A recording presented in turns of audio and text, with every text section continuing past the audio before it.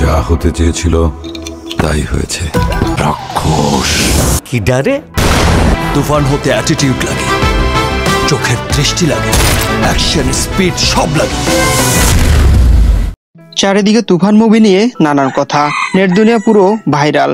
কিন্তু তুফান মুভিটির পুরো গল্পটা কি জানতে হলে ভিডিওটি দেখতে থাকুন।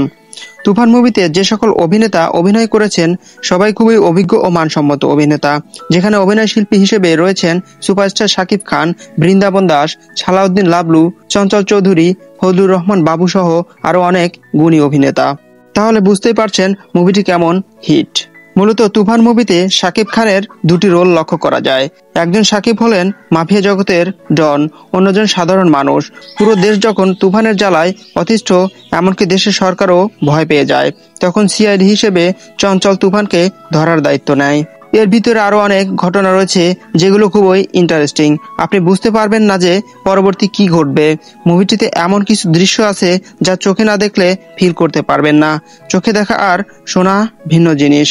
তবে মুভিটির শেষ দৃশ্যপট খুবই হৃদয় বিতারক, যেখানে সহজ সরল শাকিব খানকে গুলি করে মেরে ফেলা হয়, যা দেখে আপনার চোখে পানি চলে আসবে।